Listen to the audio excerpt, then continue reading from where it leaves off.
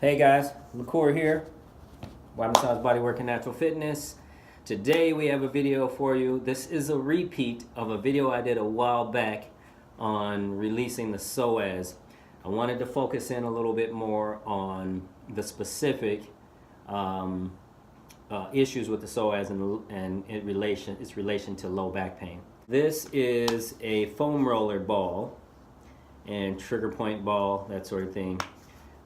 It is about the size of a little smaller than a mini basketball, if you remember those little mini basketballs back in the day, or maybe they still have them around. So this thing is actually a foam roller all rolled in one into a ball. So Psoas release and working with low back pain.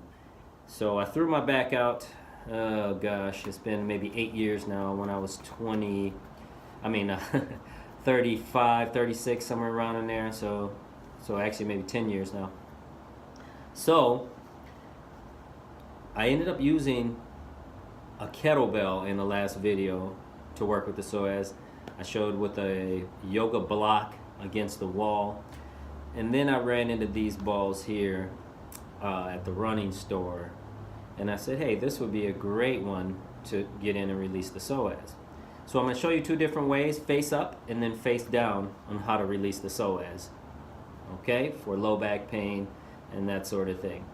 So let me talk real quick about, so say you throw your back out, what happens when you throw out the lumbar, multifidus and all that, the nerves kind of get blown, like they call it throwing your back out, is because the muscles just go out, they give out in your back.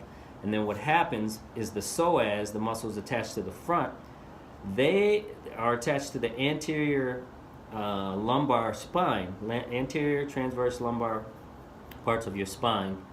So then it's a hip flexor, so it flexes the hips, and then also it stabilizes your lumbar. So the psoas does a lot. So when you sit up tall, your psoas actually activates to help you to sit up tall.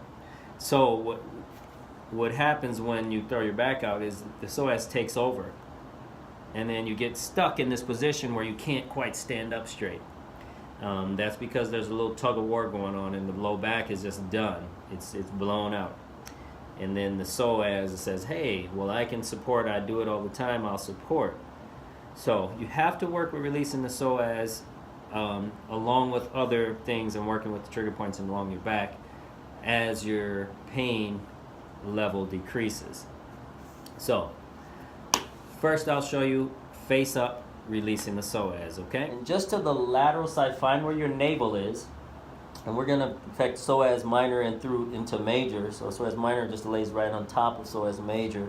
And then psoas major is the larger muscle. So I take both hands, I cross them over like so, or like take a fist and the ball here. And then all you're going to do is make sure it's on the lateral side of your abdominal muscles, or on the high part of your erector muscles, not right on your navel, because you don't want your aorta to get smashed. And then you're simply just going to breathe in such a way where you're filling your lungs in your chest and upper area, so that your stomach and your diaphragm sinks, so your diaphragm rate or lowers, so that it creates space in the psoas. Okay, so here, and then you're just going to breathe. I like to make that sound because that makes me hollow out my abdominal muscles. Okay, breathing, and just really, as you inhale, sucking in. You see how I'm sucking in my ribs here, like so, and pressing.